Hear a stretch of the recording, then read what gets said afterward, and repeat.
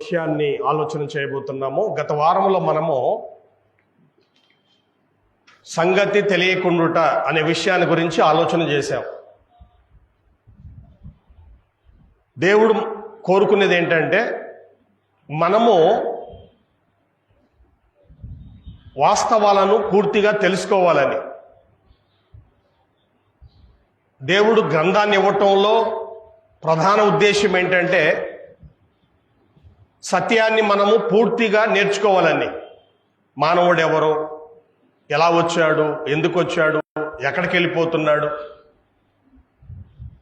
భార్య అంటే ఏంటి, భర్త అంటే ఏంటి, కుటుంబం అంటే ఏంటి, సంఘం అంటే ఏంటి, సేవకుడు అంటే ఏంటి, వీటన్నిటి గురించినటువంటి విషయాలను మనం తెలుసుకోవాలి. అందుకు దేవుడు మనకి గ్రంథాన్ని ఇచ్చాడు. ఈ 66 పుస్తకాలు ఉన్నటువంటి ఈ గ్రంథము ప్రతి విషయాన్ని తెలియజేసేటువంటి ప్రయత్నం. అయితే లోకంలో దీనికి సంబంధించే రకరకాలుగా మాట్లాడతారు. ఒక మాట మీకు జ్ఞాపకం చేస్తారు. మంచి నోట్లు ఉన్నాయి, దొంగ నోట్లు ఉన్నాయి. డబ్బుల విషయంలో కొన్ని దొంగ నోట్లు ఎలా ఉంటాయంటే బాగానే ఉంటాయి, కానీ ఎక్కడో చిన్న తేడా. కొన్ని అయితేనేమో ఉదాహరణకి పిల్లలు ఆడుకునేటువంటి నోట్లు ఉంటాయి, అవి వెంటనే గుర్తుపట్టవచ్చు ఈ దొంగ నోటు అని. కానీ కొన్ని నోట్లను గుర్తుపట్టాలంటే కష్టం, అందుకే ఇప్పుడు మిషన్లు వచ్చినాయి. అలాగనే లోకంలో ఉన్నటువంటి ఆలోచనలు, బోధ, ఇవన్నీ వాస్తవానికి దగ్గరగా ఉన్నట్టు ఉంటాయి, కానీ వాస్తవం కాదు. మంచి నోటు ఒకటి ఉంటుంది, దొంగదే, మంచిది మంచిదే. ఎంత దగ్గరగా ఉన్నా కూడా ఏదో ఒక లోపం ఉంటుంది, దాన్ని మనం గుర్తించవచ్చు అన్నమాట. కాబట్టి సత్యం అనేటువంటిది పూర్తిగా మనం తెలుసుకోవాలని దేవుడు ఈ గ్రంథాన్ని ఇచ్చాడు. అయితే సంగతి మనకి తెలియాలి. ఈరోజు మనం చూడబోతున్నటువంటి విషయం ఏంటంటే రాబోయేటువంటి కాలం, దీని గురించి మనము ఆలోచన చేయబోతున్నాం. మన ప్రయత్నం ఏంటంటే సంగతి అనేటువంటిది మనకు తెలియాలి. నువ్వు నమ్ముతావా లేదనేటువంటిది అది వేరే, అది పక్కన. ముందు నీకు తెలియాలి, మనిషిగా ఎలా వచ్చావు, ఇక్కడ ఎందుకున్నావు, దీని తర్వాత ఏంటి, ఇవన్నీ కూడా మనకు తెలియాలి. కాబట్టి ఈరోజు మనం నేర్చుకునేటువంటి విషయం ఏంటంటే రాబోవు కాలం, దీని గురించి మనము ఆలోచన చేయబోతున్నాం. తిమోతికి రాస్తూ పౌలు మొదటి పత్రిక 6వ అధ్యాయము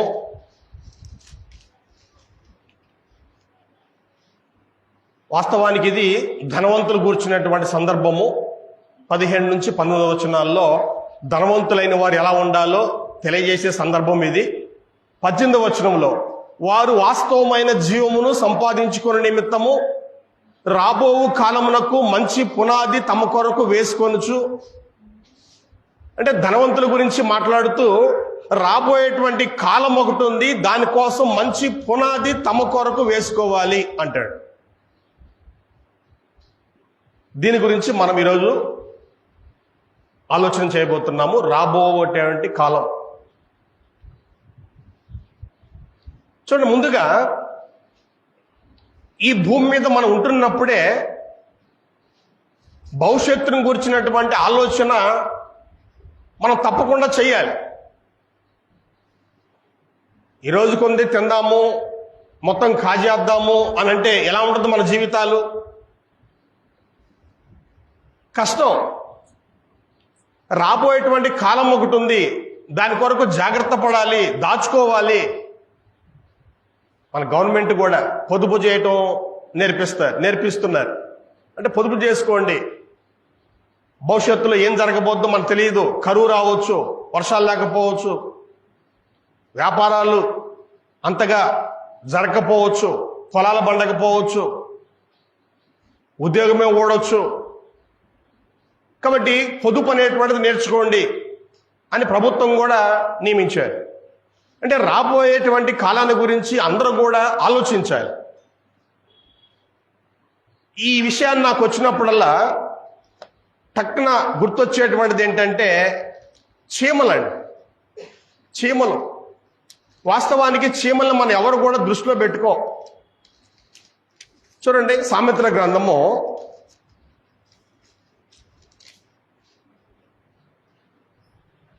6వ అధ్యాయం 6వ వచనం. సామెతలు 6:6. సోమరి చీమల యొద్దకు వెళ్ళము, వాటి నడతలు కనిపెట్టి జ్ఞానము తెచ్చుకొనము.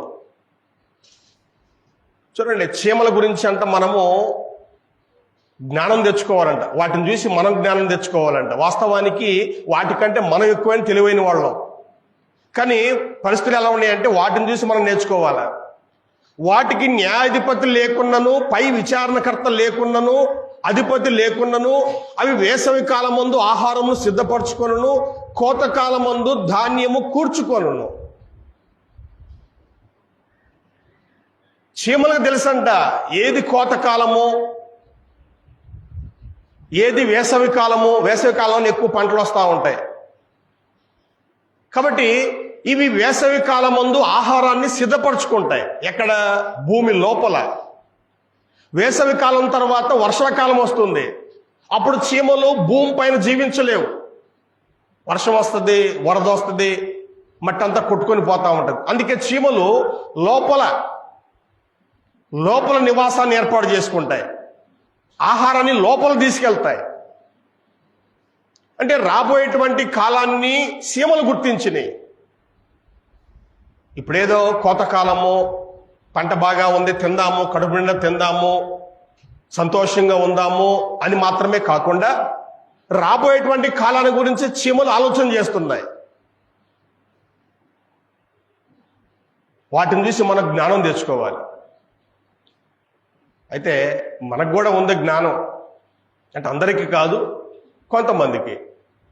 రాబోయేటువంటి కాలం మీద కొంతమందికి అవగాహన ఉండి పొదుపు చేసుకుంటున్నారు, జీవితాలు జాగ్రత్తగా చేసుకుంటున్నారు. కొంతమంది అయితే ఇక తాగి తిరగటము, విచ్చలవిడిగా పనికిమాల ఖర్చులు పెట్టడము. చూడండి, ఈ మధ్య కాలంలో కొన్ని ఇన్సూరెన్స్లు కూడా వచ్చినాయి. అంటే భవిష్యత్తులో మీకు ఏదైనా పెద్ద సమస్య వచ్చినప్పుడు ఇది పనికొస్తుందని. అంటే చెప్పలేము, ఆరోగ్యం పాడవచ్చు, కరువులు రావచ్చు, ఏదైనా రావచ్చు. అంటే రాబోయేటువంటి కాలం మీద దృష్టి పెట్టడం.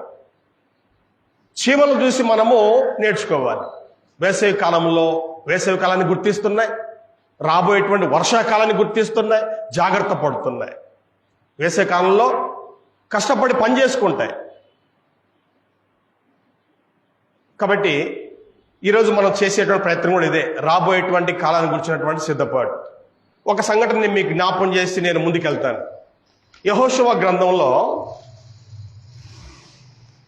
22వ అధ్యాయంలో ఇక్కడ ఒక సంఘటన జరుగుతూ ఉంది.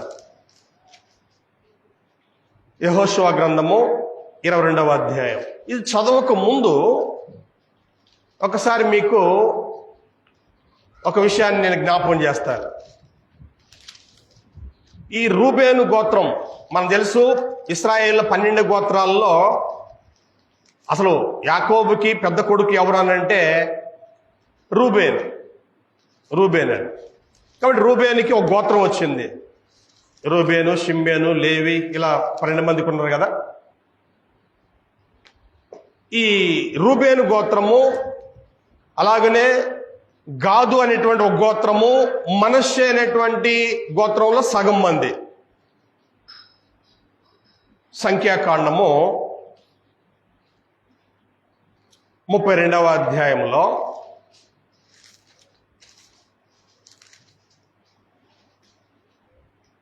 సంఖ్యాకాండం 32వ అధ్యాయంలో రూబేనీలకును గాదీలకును అతి విస్తారమైన మందలుండెను గనక ఈ యాజేరు ప్రదేశమును గిలాదు ప్రదేశమును మందలకు తగిన స్థలమని తెలుసుకొని వారు వచ్చి మోషేను, యాజకుడగు ఎలియాజరును, సమాజ ప్రధానులతో అతారోతు, దీబోను, యాజేరు, నిమ్రా, హెప్సోను, ఎలాదే, షెబాము, నెబో, బెయోను అను స్థలములు అనగా ఇశ్రాయేలీల సమాజం ఎదుట యెహోవా జయించిన దేశము మందలకు తగిన ప్రదేశమని నీ సేవకులమైన మాకు ప్రదేశము, నీ సేవకమైన మాకు మందలు కలవు, కాబట్టి మా ఎడల నీవు కటాక్షము కలిగిన ఎడల మమ్మల్ని యొర్దాను అద్దరిని దాటింపక నీ దాసులమైన మాకు ఈ దేశమును స్వాస్థ్యంగా ఇమ్మనగా.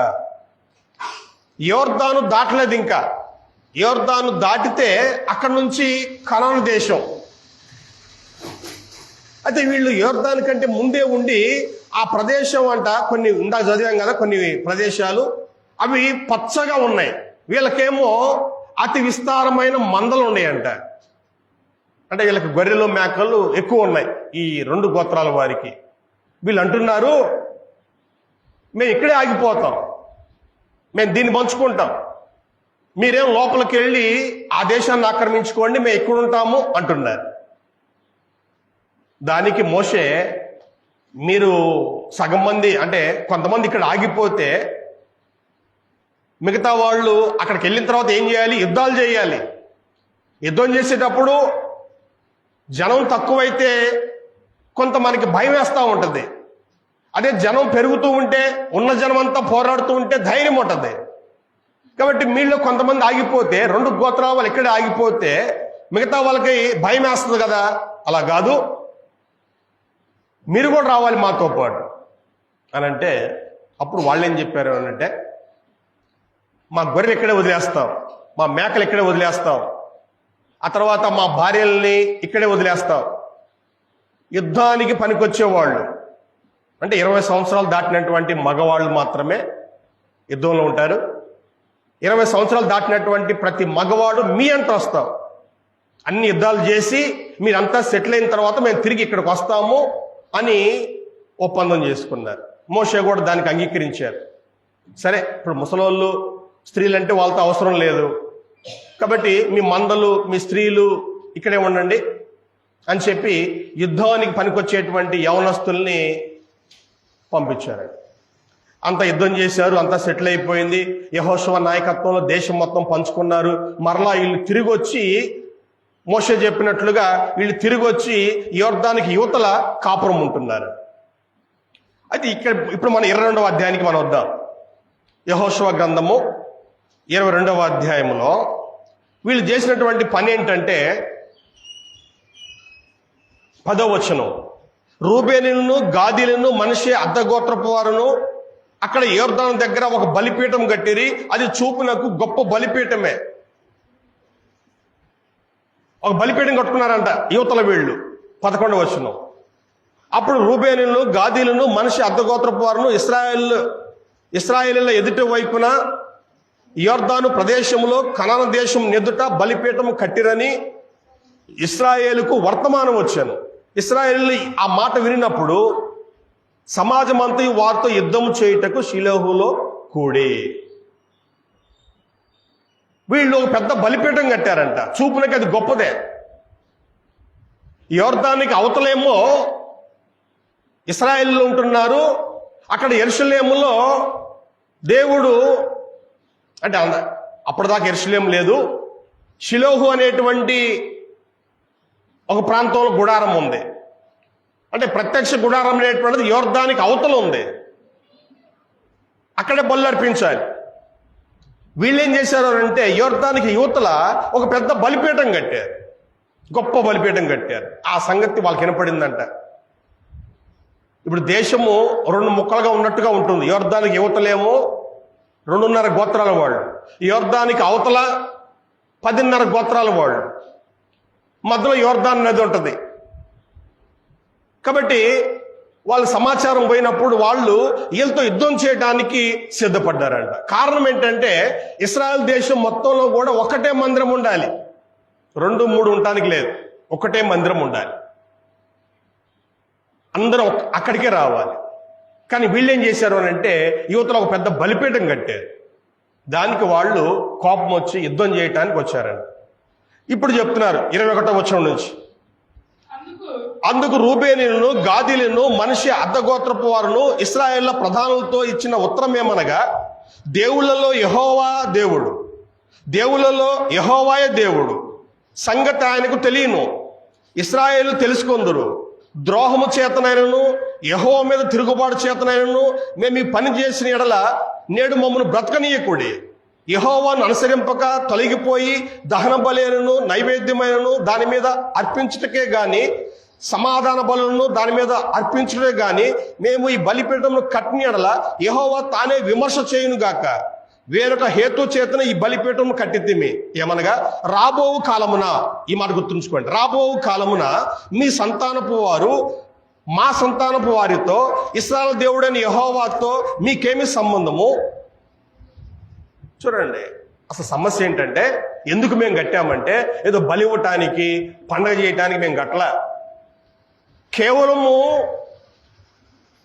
ఒక దానికి గుర్తుగా కట్టామంతే. ఎందుకు గుర్తు అనంటే రాబోయేటువంటి కాలములో మీ పిల్లలు మా పిల్లలు, ఇప్పుడు మనం బాగానే ఉన్నాం, మనమంతా ఒకటే అని మనందరూ తెలుసు. మీతో పాటు మేము లోపలికి వచ్చాము, యుద్ధం చేశాము, అన్ని యుద్ధాల్లో మేము పాల్గొని తిరిగి వచ్చాము. ఇవన్నీ మనకు తెలుసు. మనవలకు తెలుసా? తెలియదు. రేపు భవిష్యత్తులో తరం మారినప్పుడు యెరూషలేములో మందిరం అంటే లేదా షిలోహులో మందిరం అంటే ఇది మాది, యెహోవా మా దేవుడు, మీరు యొర్దానికి అవతల ఉన్నారు, మీ దేవుడు మీ దేవుడే, మా దేవుడు మా దేవుడే, ఈ దేవుడితో మీకు సంబంధం లేదు అని గొడవ పడతారేమో. కాబట్టి మీరు మేము ఒకటే అంటానికి గుర్తుగా మేము ఈ బలిపీఠం కట్టాము అని వాళ్ళు సమాధానం చెప్తారు. అంటే వీళ్ళు చేసినటువంటి ఆలోచన ఏంటంటే రాబోయేటువంటి కాలాన్ని గురించి ఆలోచన చేశారు. యొర్దానికి యువతలు వీళ్ళు ఉన్నారు, యొర్దానికి అవతల వాళ్ళు ఉన్నారు. కాబట్టి మా దేవునితో మీకేం సంబంధము, ఇది మా మందిరము, ఇది మా దేశము, మీ దేశం వేరే అని మన పిల్లలకు గొడవ పడతారేమో. చూడండి, భవిష్యత్తు గురించి ఆలోచించారు. వాళ్ళు చేసినటువంటి ఆ పని వలన ఇశ్రాయేలీయులు యొర్దానికి యువతలున్నా అవతలున్నా కూడా అంతా ఒకటే అనేటువంటి భావము ప్రజల్లో వ్యాపించింది. చూడండి, అలాగూ రాబోయేటువంటి కాలాన్ని కూర్చున్నటువంటి ఆలోచన అనేటువంటిది అది మంచి ఆలోచన. సీమలు అలాగ చేశాయి. ఇక్కడ ఇశ్రాయేల్ ప్రజల్లో 2.5 గోత్రాల వాళ్ళు ఇదే పని చేశారు. సామెతలు 31లో గుణవతి అనేటువంటి భార్య గురించి మాట్లాడుతూ 25వ వచనంలో, సామెతలు 31:25, నడికట్లను వర్తకుల కమ్మును బలమును ఘనతయు ఆమెకు వస్త్రములు, ఆమె రాబో కాలం విషయమై నిర్భయముగా ఉండును. చూడండి, గుణవతి అనేటువంటి భార్య ఎలా ఉంటుంది అని అంటే రాబోయే కాలం గురించి ఎలాంటి భయం లేకుండా ఉంటుందంట. అంటే అర్థం ఏంటి? ఏం ఆలోచన చేయదనే కాదు, ముందుగానే సిద్ధపడుద్ది. ఆమె కుటుంబాన్ని రాబోయేటువంటి కాలానికి ముందుగానే సిద్ధం చేస్తుంది. కాబట్టి ఆమెకు భయం అవసరం లేదు, ఇంకా అన్ని సిద్ధం చేసుకుంది. అంటే జ్ఞానవంతురాలు, తెలివైన వాళ్ళు చేయాల్సిన పని ఏంటంటే రాబోయేటువంటి కాలానికి మంచి పునాది తమ కొరకు వేసుకోవాలి. అదే చెప్పింది తిమోతికి రాస్తూ పౌలు. రాబోయేటువంటి కాలానికి మంచి పునాది వేసుకోవాలి. చీమలు అలాంటి ప్రయత్నం చేశాయి, ఇశ్రాయేలీయులు అలాంటి ప్రయత్నం చేశారు. ఇక్కడ గుణవతి అయినటువంటి భార్య కూడా కుటుంబాన్ని ఎలా నడిపిస్తుందంటే రాబోయేటువంటి కాలం విషయంలో ఎలాంటి భయం లేకుండా అన్ని ముందుగానే సిద్ధం చేసుకుంటుంది. ఇందా చెప్పాను కదా, పొదుపు చేసుకోవటం కానీ, కష్టపడి పని చేయటం కానీ. మన కాలం ఎలా ఉంటుందంటే ఈ పంటలప్పుడు మనకి పని దొరుకుద్ది. ఆ తర్వాత పంటలు కోసిన తర్వాత మరలా తొలకరి వర్షం పడే వరకు కూడా మనకి పనులు ఉండవు. కాబట్టి ఆ పని ఉన్నటువంటి కాలంలో కష్టపడాలి, సంపాదించుకోవాలి, దాచుకోవాలి. తర్వాత పని ఉండదు. ఆ టైంలో ఇవి పనికి వస్తాయి. అంటే రాబోయేటువంటి కాలం మీద దృష్టి పెట్టాలి. అది తెలివైన వాళ్ళ లక్షణం. అయితే రాబోయేటువంటి కాలము అని అంటే ఈ భూమి మీద మాత్రమే కాదు, కానీ అంటే ఇది అవసరమే, దీనికంటే మించి ఇంకోటి ఉంది. రాబోయేటువంటి కాలం ఇంకోటి ఉంది దీనికంటే. మనకు తెలిసింది ఏంటంటే చూడండి, ఈ మధ్య కాలంలో కూడా మనోళ్ళు, అంటే అందరూ కాదు, కొంతమంది ఆస్తిని బాగా కూడబెడతారు. ఎందుకయ్యా ఈ ఆస్తి అని అంటే, రేపు నా మనవళ్ళు తినవద్దా, వాళ్ళ పిల్లలు తినవద్దా అనేటువంటి కోణంలో ఆలోచిస్తున్నారు. ఓకే, నీతిగా ఉండి సంపాదిస్తే ఇబ్బంది ఏం లేదండి. వాస్తవానికి వాక్యంలో కూడా ఉంది, నీతిమంతుడు తన పిల్లలను ఆస్తికర్తలుగా చేస్తాడు అంటాడు. అంటే మనవలకు కూడా ఆస్తిని ఏర్పాటు చేస్తాడు. నీతిగా సంపాదించడం తప్పు కాదు, కానీ అక్రమాలు చేసి అవినీతి చేసి సంపాదిస్తే అది ఇబ్బంది అవుద్దండి. సరే, మనం చూడబోతుంది ఏంటంటే, రాబోయేటువంటి కాలము అని అంటే మరణం తరువాత దాని గురించి మనము కొన్ని విషయాలు మనం ఆలోచన చేద్దాం. మరణం తరువాత ఇంకొక జీవితం ఉంది, దాని గురించినటువంటి సంగతి కూడా మనకు తెలియాలి. మన పాఠం ఏంటంటే, సంగతి తెలియకుండుట ఇష్టం లేదంటాడు పౌలు. అంటే తెలియాలి. మనిషిగా మనం ఏం నేర్చుకోవాలంటే, మరణం తరువాత కూడా ఇంకొక జీవితం ఉంది. మీకు చాలాసార్లు చెప్పాను, మనిషి అని అంటేనే చావు లేదు, మనిషికి చావు లేదు. అదేంటండి, చచ్చిపోతున్నారు కదా. ఈ చచ్చిపోయేటువంటిది శరీరాన్ని విడిచేయటమే, ఆత్మ ఎక్కడికి పోదు, ఆత్మ చనిపోదు, ఆత్మకి చావు లేదు. మీకు మొన్న ఆదివారం కూడా చెప్పాను, దేవుడు అంటే ఆది అంతం లేనివాడు, ఆయనకి ప్రారంభం ఉండదు, ముగింపు ఉండదు. మనకి చిన్న తేడా, మనకి ఆది ఉంది కానీ దేవుళ్ళలాగా మనకు కూడా అంతం లేదు, ఎల్లప్పుడూ ఉంటాం. ఒక్కసారి మనిషి ఉనికిలోకి వచ్చాడు అని అంటే వాడు ఎక్కడికి పోడు. ఉంటే భూలోకంలో ఉంటాడు, లేకపోతే పాతాళ లోకంలో ఉంటాడు, లేకపోతే పరలోకం, ఏదో ఒకటి, 3 లోకాల్లో ఏదో ఒక లోకంలో ఉంటాడు. ఒక్కసారి కనుక మనిషి సృష్టించబడితే వాడు ఎక్కడికి పోడు, ఇంకా 3 లోకాల్లో ఏదో ఒక లోకంలో వాడు ఉంటాడు. కాబట్టి మరణం తర్వాత ఒక జీవితం ఉంది, దాని కొరకు ఒక మంచి పునాది మనం వేసుకోవాలి అనే విషయాన్ని గురించి మనం కొద్ది నిమిషాలు మనము ఆలోచన చేద్దాం. ముందుగా చీమలు కానివ్వండి, ఇశ్రాయేళ్లు కానివ్వండి, ఈ సుబుద్ధి గల స్త్రీ కానివ్వండి, వీళ్ళందరూ కూడా రాబోయేటువంటి కాలం మీద నమ్మకం ఉంది కాబట్టి వాళ్ళు అలాగే సిద్ధపడ్డారు. చీమలకి నమ్మకం ఉంది, వేసవి కాలం తర్వాత వర్షాకాలం వస్తుంది అని నమ్మకం ఉంది కాబట్టి, వాటికి ఆ జ్ఞానం ఉంది కాబట్టి అవి సిద్ధపరచుకుంటున్నాయి. ఇశ్రాయేల్ ప్రజల్లో కూడా మరి మన పిల్లలు రేపు కొట్టుకోవచ్చు అనేటువంటి జ్ఞానం ఉంది కాబట్టి, నమ్మకం ఉంది కాబట్టి వాళ్ళు కూడా ఒక ప్లాన్ ఏర్పాటు చేసుకొని సక్సెస్ అయ్యారు. ఈరోజు మనము మరణం తర్వాత రాబోయేటువంటి ఆ జీవితానికి పునాది వేసుకోవాలంటే ముందు మరణం తర్వాత ఒక జీవితం ఉందనేటువంటి నమ్మకం మనకు కుదరాలి. కానీ మనలో చాలా మందికి నమ్మకం లేదు. మరణం తర్వాత ఒక జీవితం ఉంది అని అంటే ఎవరు నమ్మట్లే, ఎవరికి నమ్మకం లేదు. ఒకసారి మనము అపోస్తుల కార్యములు 17వ అధ్యాయంలో ఒక మాట మనకు జ్ఞాపకం చేసుకుందాం.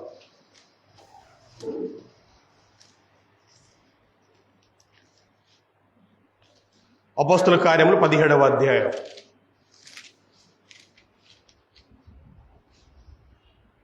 31వ వచనమండి. ఎందుకనగా తాను నియమించిన మనుషుని చేత నీతిని అనుసరించి భూలోకమునకు తీర్పు తీర్చబోయేట ఒక దినమును నిర్ణయించి ఉన్నాడు. మృతుల్లో నుండి ఆయనను లేపినందున దీన్ని నమ్ముటకు అందరికీ ఆధారము కలుగజేయి ఉన్నాడు. చూడండి, మనం ఒక విషయాన్ని నమ్మాలంటే మనకి ఒక ఆధారం కావాలి, రుజువు కావాలి. వర్షాకాలం రాబోతుంది వేసవి తర్వాత అనేటువంటి నమ్మకము చీమలకు ఉంది కాబట్టి అవి ఆహారం సిద్ధపరచుకుంటున్నాయి. ఇశ్రాయేల్ ప్రజలు కూడా భవిష్యత్తులో మనం బాగానే ఉన్నాం, మనందరూ తెలుసు, మేము కూడా మీతో పాటు లోపలికి వచ్చాము, యుద్ధాలు చేశాము, మీరంతా పంచుకున్నాక మేము తిరిగి వచ్చాము, మా భార్యల్ని బిడ్డల్ని ఇక్కడే వదిలేసి మీతో పాటు వచ్చాము, ఇవన్నీ మనకు తెలుసు, రాబోయే తరానికి తెలియదు కదా. అంటే వాళ్ళకి నమ్మకం ఉంది రాబోయే ఒక తరం వస్తుందని, మన తర్వాత మన పిల్లలు ఉంటారు, మనవాళ్ళు ఉంటారు అనే నమ్మకం ఉంది. కానీ మనకు లేని నమ్మకం ఏందయ్యా అంటే మరణం తర్వాత జీవితం ఉంది, దాని మీద మనకి అవగాహన లేదు అని అంటే అది తప్పు కాదు, కానీ నేర్చుకోకపోవటం తప్పు అవుతుంది. మనం అంటాం కదా, పుట్టుకతో ఎవడో పనివాడు కాదు, పుట్టిన తర్వాత నేర్చుకుంటాం, పనులు నేర్చుకుంటాం. పుట్టుకతో ఎవడు ఏం నేర్చుకొని రాడు, ఒట్టిగా వస్తాం, అన్ని నేర్చుకుంటాం తర్వాత నిదానంగా. అలాగనే రాబోయేటువంటి కాలం గురించి మనకు తెలియదు అని అంటే తప్పేం కాదు, కానీ తెలుసుకోకపోవటం తప్పు. ఇక్కడ యేసు ప్రభుని సమాధి నుంచి లేపేటువంటి విషయం చరిత్రలో మీరు గమనించండి. యేసు ప్రభు చనిపోయిన తర్వాత 3వ దినమున సమాధిని గెలిచాడు. దేవుడు ఆయనను లేపెను.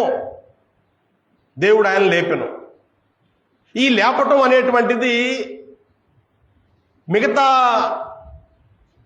జరిగిందే అంటే చనిపోయిన లాజరును బ్రతికించాడు యేసుక్రీస్తు వారు, ఒక విధరాలి కొడుకుని యేసు ప్రభు వారు బ్రతికించాడు. ఆ తర్వాత గతంలో కూడా ఎలీషా ఉన్నప్పుడు ఒక అబ్బాయి చనిపోతే ఆ అబ్బాయిని బ్రతికించాడు. ఇలా గతంలో చాలా మంది చనిపోయిన వాళ్ళు తిరిగి లేచారు. యేసు ప్రభు లేచింది దానికి సంబంధించింది కాదు. యేసు ప్రభుని దేవుడు సమాధి నుంచి లేపింది ఎందుకనంటే మనమంతా లేపబడతాము అనడానికి ఒక రుజువు. అందుకే 1 కొరింథీ 15వ అధ్యాయంలో ప్రథమ ఫలము క్రీస్తు అంటాడు. యేసుక్రీస్తుని దేవుడు ముందుగా లేపాడు. ఆ తర్వాత మృతులైనటువంటి ప్రతి ఒక్కరూ ఒకరోజు లేపబడతారు.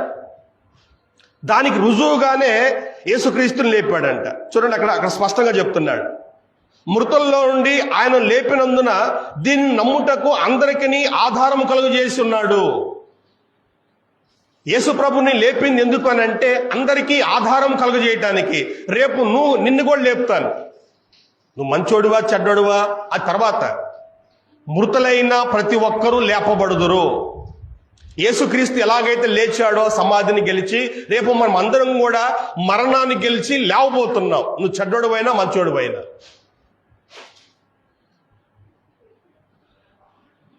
అది నమ్మటానికి ఆధారంగా క్రీస్తుని లేపాడంట.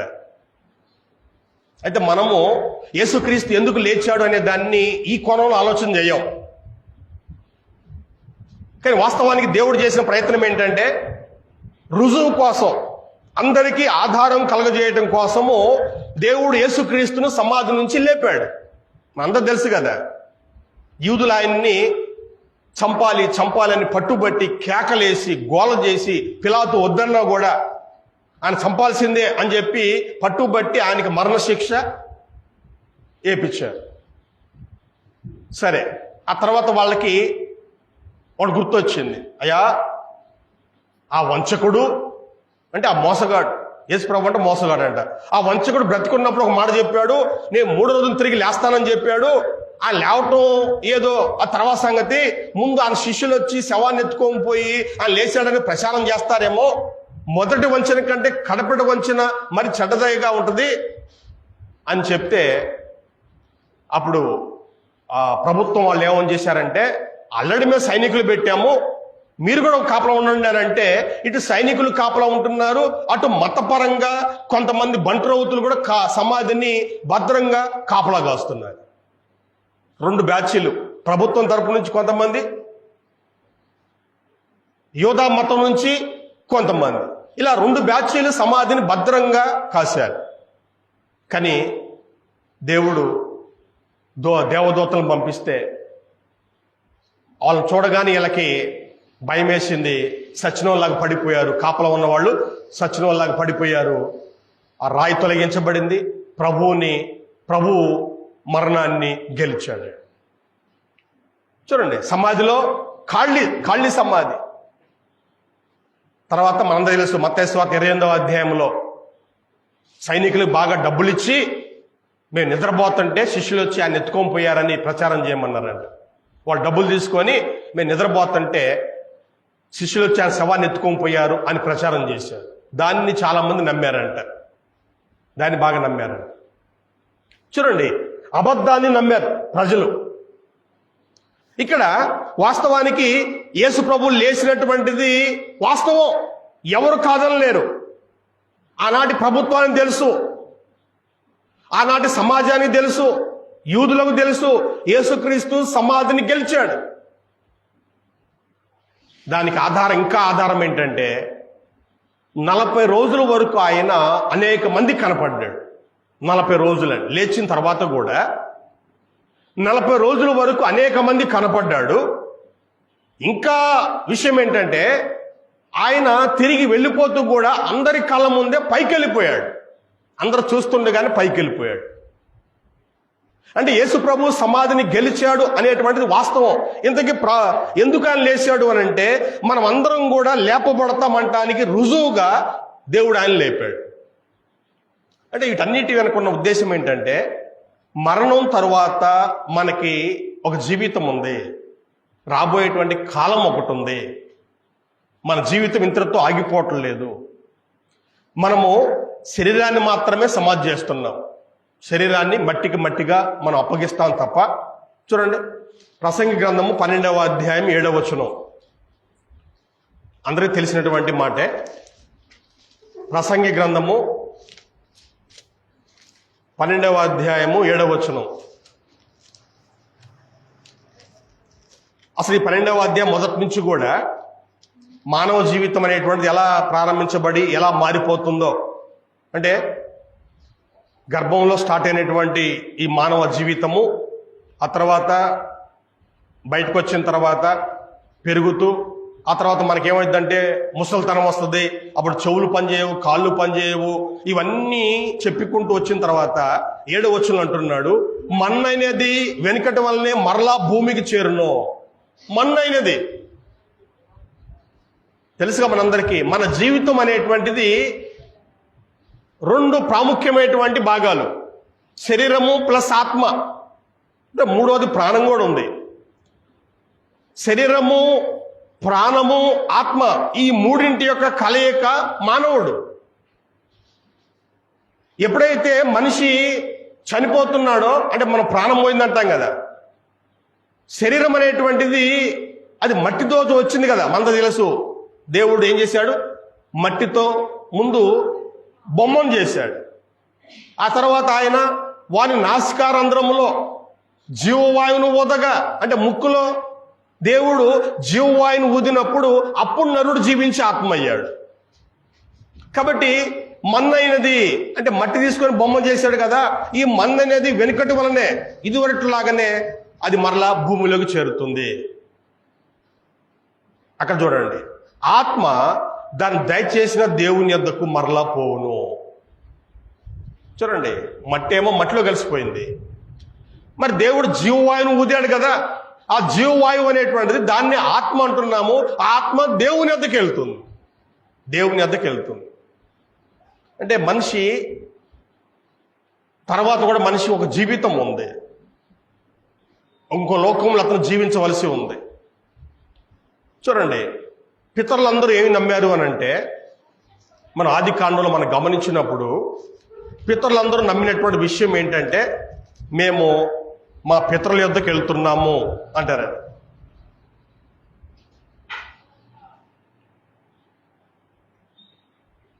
ఆది కాండం 15వ అధ్యాయం 15వ వచనంలో, నీవు క్షేమంగా నీ పితరుల యొద్దకు పోయేదవు, మంచి వృద్ధాప్యం నందు పాతి పెట్టబడుదువు. అంటే వాళ్ళ విశ్వాసం ఏంటంటే చనిపోయిన తర్వాత వాళ్ళు ఏమనుకుంటారంటే మా పితరుల యొద్దకమే వెళ్తాము, మా తాతలు ఉన్నారు కదా, అంటే వాళ్ళ తాతలు చనిపోయారు కదా, నేను చనిపోతే ఎక్కడికి వెళ్తాను, నా పితరుల యొద్దకు వెళ్తాను, మా తాతల దగ్గరికి వెళ్తాను. అంటే మనిషి ఒక్కసారి అతను జన్మించాడు అనంటే, ఉనికిలోకి వచ్చాడు అనంటే అతనికి చావు లేదు. ఉంటే భూమి మీద ఉంటాడు, లేకపోతేనేమో వాళ్ళ పితరుల యొద్దకు వెళ్తాడు, వాళ్ళ తాత ముత్తాల దగ్గరికి వెళ్తాడు. అంటే మనం చూడబోతుంది ఏంటంటే రాబోయేటువంటి కాలానికి మంచి పునాది మనం ఎలా వేసుకుంటాం. ముందు ఉన్నదాన్ని నమ్మాలి. ఇది నమ్మటం మనకి కష్టంగానే ఉంటుంది. ఎందుకనంటే దీనికి ఎక్కువ ఆధారాలు చూపించాలి అని అంటే కుదరదు. మరణం తర్వాత జీవితం ఉంది అనటానికి ఎక్కువ ఆధారాలు చూపించాలంటే అది కుదిరే పని కాదు. దేవుడు మనకి కొన్ని విషయాలు కొంతవరకు తెలియజేశాడు, కొన్నిటి గురించి వివరంగా తెలియజేశాడు. ఉదాహరణకి లూకాసు వార్త 16వ అధ్యాయంలో మరణం తర్వాత ఏం జరుగుతుందనేటువంటిది యేసు ప్రభు వారు మనకి బయలుపరిచాడు. చూడండి, యోహాను సువార్త 18వ అధ్యాయం యేసు ప్రభు పిలాతుతో మాట్లాడిన సందర్భంలో సత్యము గురించి సాక్ష్యం ఇవ్వటాన్ని నేను వచ్చానంటాడు. కాబట్టి క్రీస్తు భూమి మీదకి వచ్చింది ఎందుకనంటే సత్యమును గురించి సాక్ష్యం ఇవ్వటానికి. లూకాసు వార్త 16వ అధ్యాయంలో చూడండి 22వ వచనము, ఆ దరిద్రుడు చనిపోయి దేవదూతల చేత అబ్రహాము రొమ్మున ఆనుకుడు కొనిపోబడెను, ధనవంతుడు కూడా చనిపోయి పాతి పెట్టబడెను. అప్పుడు అతడు పాతాళములో బాధపడుచు. ఇక్కడ ఇద్దరు వ్యక్తుల గురించి ప్రభు చెప్తున్నాడు. ఒకడేమో ధనవంతుడు, ఇంకొకడేమో లాజరు దరిద్రుడు. ఇద్దరు భూమి మీద జీవించిన వాళ్ళు. ఇది ఒక కథ కాదు, ఇది కథ కాదండి, ఇది ఉపమానం కూడా కాదు, ఇది ఒక యథార్థ సంఘటన. లాజరు అని పేరు చెప్పాడు అని అంటే ఉపమానాల్లో పేర్లు ఉండవు, కానీ ఇక్కడ లాజరు అనేటువంటి పేరు ఉంది మనకి. 20వ వచనంలో లాజరు అని ఒక దరిద్రుడు ఉండెను. లాజరు అనేటువంటి ఒక దరిద్రుడు ఉన్నాడు. అంటే ఇది కథ కాదు, ఇది ఉపమానం కాదు, ఒక రియల్ స్టోరీ. ధనవంతుడు ఒకడు ఉన్నాడు, రియల్ అది. లాజరు అనేటువంటి దరిద్రుడు కూడా ఒకడు ఉన్నాడు. ఒకరోజు ఇద్దరు చనిపోయారు. ఒకడినేమో పాతి పెట్టారు. మరి దరిద్రుని కూడా ఏం చేసి ఉంటారు? ఎవరన్నా మంచోళ్ళు ఉంటేనేమో పాతి పెడతారు, లేకపోతే ఆ బయట ఇసిరేస్తారు. ఆకాశ పక్షులకి, కుక్కలకి అది ఆహారం అయిపోద్దని. సరే, ఏదైనా కానీ ఈ లాజరు కూడా చనిపోయాడు, ధనవంతుడు చనిపోయాడు. కానీ చనిపోయిన తర్వాత పరిస్థితులు ఎలా ఉన్నాయనంటే చూడండి 22వ వచనంలో, అబ్రహాము రొమ్మున ఆనుకొనుటకు కొనిపోబడెనో. దేవదూతలు వచ్చి ఈయన్ని తీసుకొని పోయారంట. అంటే అర్థం ఏంటంటే ఆత్మ అనేటువంటిది ఎక్కడికి వెళ్ళిందంట? అబ్రహాము రొమ్మున ఆనుకొనుటకు కొనిపోబడెనో. ధనవంతుడు కూడా చనిపోయాడు. వీడు ఎక్కడ ఉన్నాడంట? పాతాళములో బాధపడుచు. అంటే చనిపోయిన తర్వాత అనేటువంటిది ఎలా ఉంటుందంటే వెంటనే మనం ఎప్పుడైతే చనిపోయామో వెంటనే ఏం డిసైడ్ అవుతుందంటే 2 స్థలాలు ఉంటాయి, అట ఇట. ఇటొక స్థలానికి మనం వెళ్ళవలసి ఉంటుంది. ఇది నమ్మాలంటే కూడా మనోళ్ళకి కొంత కష్టమైద్దండి. కానీ వాస్తవానికి ఈ మాట చెప్పింది ఎవరు అనేటువంటిది మనం జ్ఞాపకం చేసుకోవాలి. ఎవరు చెప్పారండి ఈ సంఘటన? యేసుక్రీస్తు చెప్పాడు. యేసుక్రీస్తు ఆయన ఎప్పుడు కూడా సత్యమే చెప్తాడు. ఈ మాట మీరు గమనించాలి. యేసు ప్రభు ఎప్పుడు కూడా సత్యమే చెప్తాడు. ఆయన అబద్ధం ఆడేవాడు కాదు. ఆయన ఎప్పుడు సత్యమే చెప్తాడు. ఆయన భూమి మీద ఉన్నప్పుడు సవాల్ చేశాడు, నాలో పాపం ఉన్నదని మీలో ఎవడైనా స్థాపించగలుగుతాడా అని ఆయన సవాల్ చేశాడు. యేసు ప్రభు అబద్ధం చెప్పాడు అని ఇప్పటికి ఎవరు అనలేరండి. ఒకసారి మనము యోబు గ్రంథం 21వ అధ్యాయంలో, యోబు గ్రంథము 21వ అధ్యాయము 13వ వచనంలో కూడా మనం ఒక మాట జ్ఞాపకం చేసుకుందాం. శ్రేయస్సు కలిగి తమ దినములు గడుపుదురు, ఒక్క క్షణములోనే పాతాళమునకు దిగుదురు. మనుషుల గురించి మాట్లాడుతూ చూడండి, మనుషులు భూమి మీద తమ జీవితాన్ని కొంతమంది సంతోషం గడుపుతారు. అంటే సుఖము దుఃఖము 2 ఉంటాయి. కానీ తర్వాత ఏంటంటే ఒక్క క్షణములోనే పాతాళంలోకి దిగుదురు. ఇక్కడ కన్ను మూసావా వెంటనే అక్కడ కన్ను తెరుస్తావు. ఆత్మ పోవటానికి నెలలు సంవత్సరాలు పట్టదండి. ఒక్క క్షణంలోనే మనము పాతాళానికి వెళ్తాం. మీకు గుర్తుంది కదా, యేసు ప్రభు వారు దొంగ తేమన్నాడు, నేడు నువ్వు నాతో కూడా పరదయసులో ఉండు అన్నాడు. నేడు వాళ్ళు ఇంకా చనిపోలేదు, బ్రతికే ఉన్నారు. కానీ ప్రభు ఏమన్నాడు అక్కడ, నేడు నువ్వు నాతో కూడా పరదేశంలో ఉంటావు. అంటే వాస్తవం ఏంటంటే మనిషి జీవితం ఎటువంటిదంటే, భూమి మీద నువ్వు ఎన్నాళ్ళు బ్రతికినా, వయసుడు అయినా ముసలుడు అయినా ఎవరైనా సరే, చనిపోయిన తర్వాత ఒక్క క్షణములోనే పాతాళానికి పోతాము. ఒక్క క్షణమే. ఈ మాట మనం నమ్మాలంతే. చూడండి, కొన్ని మనం నమ్మాలంతే. మన రక్తాన్ని డాక్టరు ల్యాబ్కు పంపిస్తాడు, వాళ్ళు క్యాన్సర్ ఉందంటారు, నమ్మాలంతే. టైఫాయిడ్ ఉందంటారు, ఆ రక్తాన్ని టెస్ట్ చేసి, మలేరియా అంటాడు, లేదా షుగర్ ఉందంటాడు, నమ్మాలంతే. ఎందుకంటే చెప్తుంది ఎవరు? తెలిసిన ఆయన. కాబట్టి ఇక్కడ అసలు వాస్తవానికి మనిషిగా మనకి ఎంత జ్ఞానం ఉంది? మన ఈ భూమి మీదకి ఎవరో మనల్ని పంపిస్తే ఈ లోకానికి వచ్చాం, ఎవరో మనకు ఒక జీవితాన్ని ఇస్తే మనం బ్రతుకుతున్నాం. కాబట్టి రాబోయే కాలం గురించి మనకేం తెలుసు? తెలియదు మనకి. రాబోయే కాలం గురించి ఎవరు చెప్పాలి? మనం తయారు చేసిన వ్యక్తి చెప్పాలి, దేవుడు చెప్పాలి. కాబట్టి ఆ దేవుడు చెప్తున్నాడు, ఒక్క క్షణంలో మనము పాతాళానికి పోతాము. ధనవంతుడు పాతాళానికి పోయాడు, లాజరు పాతాళానికి పోయాడు, యేసుక్రీస్తు పోయాడు, ఆ దొంగ పోయాడు. ఎన్నాళ్ళు పట్టింది? సంవత్సరం, 2 సంవత్సరాలు పట్ల. కొంతమంది ఏమంటారంటే, అంటే తెలిసి తెలియని జ్ఞానం. ఇందా చెప్పాను కదా, లోకంలో తెలిసి తెలియనటువంటి మాటలు చెప్తూ ఉంటారు. ముసలోళ్ళు అయితేనేమో డైరెక్ట్గా వెళ్ళిపోతారంట, కానీ వయసు వాళ్ళు చచ్చిపోతారే, ఆత్మహత్య చేసుకుంటారే, ముఖ్యంగా వీళ్ళు మాత్రము పోరంట, ఇక్కడే తిరుగుతారంట, దయ్యాలుగా వాళ్ళే దయ్యాలుగా పడతారంట. ముసలోళ్ళు అయితేనేమో డైరెక్ట్గా వెళ్తారు, కానీ ఈ వయసు వాళ్ళు చనిపోతారే, మధ్యలో ఆత్మహత్య చేసుకుంటారే, వీళ్ళు మాత్రము పోరంట. వీళ్ళు ఎక్కడ ఉంటారంట? ఇక్కడెక్కడ తిరుగుతూ ఉంటారంట. ఇది అబద్ధం. నువ్వు ఎవరివైనా సరే, చావు వచ్చిందంటే దేవుడు అనుమతిస్తేనే చావు వచ్చింది. నువ్వు ఆత్మహత్య చేసుకున్నా కూడా, కొంతమంది ఆత్మహత్య చేసుకున్న బ్రతికిన వాళ్ళు కూడా ఉన్నారు. అంటే దేవుడు అనుమతిస్తేనే నువ్వు చస్తావు. కాబట్టి చనిపోయిన ప్రతి ఒక్కరు ఒక్క క్షణంలోనే పాతాళానికి వెళ్తారు. అయితే రాబోయే కాలానికి మంచి పునాది ఎలా వేసుకోవాలంటే, రేపు రాబోయేటువంటి కాలంలో ఎక్కడికి పోవాలో నీ చేతిలో ఉంది. భూమి మీదకి మనం రావటానికి ముందు మనం ఏదో చేసి ఇక్కడికి రాలా. దేవుడు మనకి ఈ జీవితాన్ని ఇచ్చాడు. ధనవంతుడింట్లో పుట్టాలా, దరిద్రుడింట్లో పుట్టాలా, ఎక్కువ కులం ఇంట్లో పుట్టాలా, తక్కువ కులం ఇంట్లో పుట్టాలా, మన చేతులు లేదు.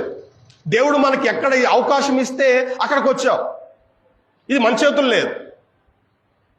దరిద్రుడిగా ఉన్నా, ధనవంతుడిగా ఉన్నా, అందంగా ఉన్నా, అందం లేకపోయినా, బలం ఉన్నా, బలం లేకపోయినా, బలగం ఉన్నా, బలగం లేకపోయినా, ఇది దేవుడిచ్చింది. కానీ రాబోయే కాలానికి నువ్వేసుకోవాలి పునాది. నువ్వేసుకోవాలి పునాది. రాబోయే కాలానికి తమ కొరకు మంచి పునాది వేసుకోవాలి. నీ కొరకు నువ్వేసుకోవాలి పునాదిని. అంటే భూమి మీద మనం చేసేటువంటి క్రియలు రేపు మన భవిష్యత్తుని నిర్ణయిస్తాయి. ఇది చాలామంది నమ్మట్లే. చూడండి, మన అందరికీ ఒక నమ్మకం ఉంది, మంచి చేస్తే తప్పకుండా ఏదో ఒక రోజు అది మన మీదకి వస్తుంది, దాని ఫలం మనం పొందుతాము అనే విశ్వాసం మనకు ఉంది. కానీ కొన్ని విషయాలు మనం చూసినప్పుడు, ఈ లోకంలో మంచి చేస్తే వెంటనే చెడు వస్తుంది, కాబట్టి మంచి చేయకూడదు అని కొన్ని సమయాల్లో మనం అనుకుంటాం. కానీ వాస్తవానికి మంచి చేస్తే అది ఎక్కడికి పోదాడు. ప్రసంగి గ్రంథంలో ప్రసంగి సొలొమోను చెప్తాడు, నీ ఆహారం నీళ్ళ మీద ఏమో, తర్వాత అది కనపడుద్ది, కొద్దిగా లేట్ అయినా కూడా కనపడుద్ది. అది అంటే మంచి చేస్తే దాని ఫలితం నువ్వు అనుభవిస్తావు. రోమిలకు రాసినటువంటి పత్రిక 2వ అధ్యాయం అదే చెప్తున్నాడు అక్కడ. అంటే చాలా విషయాలు ఉన్నాయి, మనము ముగించడానికి మనం ప్రయత్నం చేద్దాం. రోమిలకు రాసినటువంటి పత్రిక 2వ అధ్యాయం 6వ వచనం చూద్దాం. ఆయన ప్రతివానికి వాని క్రియల చొప్పున ప్రతిఫలం ఇచ్చును, సత్క్రియను ఓపికగా చేయుచు మహిమను ఘనతను అక్షయతను వెతకు వారికి నిత్య జీవం ఇచ్చును. అయితే భేదములు పుట్టించి సత్యమునకు లోబడక దుర్నీతికి లోబడి వారి మీదకి దేవుని ఉగ్రతయు రౌద్రమును వచ్చును. చూడండి, ప్రతివానికి ప్రతిఫలం ఉంటుంది. భూమి మీద నువ్వు చేసిన మంచికి రేపు మంచి పొందుతావు, చెడు చేస్తే చెడును పొందాలి కదా. ఇది దేవుడు నియమించినటువంటి విధానం. సత్క్రియను ఓపికగా చేస్తూ, అంటే మంచి పని ఓపికగా చేయాలి. కొన్నిసార్లు మనకు అనిపిస్తూ ఉంటుంది, నేను మంచి చేస్తే వాడు నాతో పలకట్లేదు, మర్చిపోయాడు, చెడు చేస్తున్నాడు, నాకు మంచి చేయకూడదు అనిపిస్తూ ఉంటుంది. కానీ అందుకే అన్నాడు అక్కడ, సత్క్రియను ఓపికగా చేయాలని. కొన్నిసార్లు మనకు కోపం వస్తూ ఉంటుంది, నచ్చదు. అరే ఇంత మంచి చేస్తే ఇది అర్థం చేసుకోడేంటి, నా మీద తిరుగుబాటు చేస్తున్నాడు, మర్చిపోతున్నాడు. అందుకే అన్నాడు సత్క్రియను ఓపికగా చేయాలి. కొంతమందికి ఆ జ్ఞానం లేదు. అరే వాడికి మనకి అతను సహాయం చేశాడు, ఏమి లేనప్పుడు ఆదుకున్నాడు, ఆపదల్లో సహాయం చేశాడు అనేటువంటి జ్ఞానము అందరికీ ఉండదు. అందుకే మనం సత్క్రియను ఓపికగా చేయాలి. రెండవది ఏంటంటే, సత్క్రియను ఓపికగా చేయొచ్చు, మహిమను, ఘనతను, అక్షయతను వెతకాలి. ఏ కాడికి బంగారము, వెండి ఇవి కాదు, ఇవన్నీ నశించిపోయాయి. మనం వెతకాల్సింది ఏంటి? మహిమ, ఘనత, అక్షయత. అంటే దేవుని వెతకటం, సృష్టికర్తను వెతకటం. అలా చేసిన వాళ్ళు రాబోయే కాలానికి మంచి పునాది వేసుకుంటారు, దేవునితో ఉంటారు. లేదులేండి అని చెప్పి ఈ లోకాన్ని చూసుకొని, ఈ బంగారం, ఈ వెండి, ఈ పొలాలు, ఈ ధనము, ఇవన్నీ చూసుకొని ఇది నాకు జాలే, ఇవి ఉంటే చాలే అనుకుంటే రేపు భవిష్యత్తులో ఇబ్బంది పడతాం. అదే చెప్పాడు అక్కడ. అయితే భేదములు పుట్టించి సత్యమునకు లోబడక దుర్నీతికి లోబడి వారి మీదకి దేవుని ఉగ్రతయు రౌద్రము వచ్చును. భూమి మీద నేను పుట్టించింది ఏదో నీ స్వార్థంగా బ్రతకమని కాదు, ఈ లోకాన్ని ప్రేమించమని కాదు, నన్ను జ్ఞాపకం చేసుకో, రాబోయేటువంటి కాలం ఒకటి ఉంది, దానికోసం మంచి పునాది వేసుకో అని దేవుడు ఇంత చెప్పినా కూడా వినకపోతే, లోబడకపోతే రేపు ఆయన కోపాన్ని చూస్తాడు. కాబట్టి యేసు ప్రభు స్పష్టంగా చెప్పాడు 2 సందర్భాల్లో, చనిపోయిన తర్వాత మనము ఇంకో లోకానికి వెళ్ళబోతున్నాము, దాన్నే పాతాళ లోకం అంటారు. అక్కడ 2 భాగాలు ఉంటాయి. మంచి వాళ్ళు ఒక స్థలం ఉంటారు, చెడ్డవాళ్ళు ఇంకో స్థలంలో ఉంటారు. మీకు గతం కూడా చెప్పాను, భూలోకంలో అయితే అందరికి ఒకటే, మంచి వాళ్ళు చెడ్డవాళ్ళు మొత్తానికి ఇదే. కానీ ఒక్కసారి భూలోకాన్ని వదిలేసాము అని అంటే ఇక ఒకటి ఉండదు, 2 ఉంటాయి, మంచి వాళ్ళకు ఒకటి, చెడ్డవాళ్ళకు ఒకటి. పాతాళంలో అంతే ఉంటుంది, ఆ తర్వాత పరలోకంలో కూడా అంతే ఉంటుంది. నరకం ఉంది, పరలోకం ఉంది. అంటే మంచి వాళ్ళు ఒకవైపు ఉంటారు, చెడ్డవాళ్ళు ఇంకొక వైపు ఉంటారు. కాబట్టి ఆలోచన చేయండి, రాబోయే కాలానికి మంచి పునాది వేసుకుంటున్నావా, లేకపోతే నాకు ఇది చాలు అనుకుంటున్నావా? ధనవంతుడు కూడా ఏం చేశాడు అని అంటే, బాగా డబ్బు ఉంది, వాడు ఎవరిని పట్టించుకోలేదు, ప్రతిదినము బహుగా సుఖపడుచుండువాడు అనే మాట రాయబడింది. అంటే వాడు ఈ లోకం వరకే నాకు చాలు అనుకున్నాడు, ప్రతిరోజు బాగా ఎంజాయ్ చేశాడు, మంచి పని చేయల, మహిమను, ఘనతను, అక్షయతను వెతకల. ఇప్పుడు ఏమవుతున్నాడు? పాతాళములో, అగ్ని జ్వాలల్లో యాతన పడుచున్నాడు. అంటే రాబోయే కాలానికి మంచి పునాది వేసుకోలేకపోయాడు, నాకు ఈ జాళ్ళు అనుకున్నాడు, రాబోయే దాని గురించి ఆలోచన చేయలే. ఇందా చెప్పాను కదా, చీమలు వేసే కాలంలో బాగా తిరిగే అనుకోండి, అప్పుడు కోతకాలం కదా, ఎక్కడ పట్టిన ఒడ్లు దొరుకుతాయి కదా, కానీ బాగా తిని ఎంజాయ్ చేసి పొట్ట పెంచుకుంటే అప్పుడు బాగానే ఉంటుంది. కానీ తర్వాత నెక్స్ట్ వర్షాకాలం వస్తుంది, పరిస్థితి ఏంటి? అందుకే ముందే లోపల ఏం చేయాలి? ఇల్లు కట్టుకోవాలి, ఆహారం తీసుకెళ్ళి ఆ ఇంట్లో దాచుకోవాలి. చీమలు ఆ పని చేస్తున్నాయి, అది చేయకపోతే ఇక వర్షాకాలం అంతా ఎండుకోవాల్సిందే. కాబట్టి రాబోయే కాలానికి మంచి పునాది వేసుకోవాలంటే ముందు రాబోయే కాలం ఉందని నమ్మండి. రెండవది, మంచి ఓపికను మంచి పనులు ఓపికతో చేయండి. దేవుని వెతకండి, భవిష్యత్తు బాగుంటుంది. అలా కాదులేండి ఈ లోకం వరకే చూసుకుంటాను అని అంటే దేవుడు కూడా నేను ఏమన్నాడు?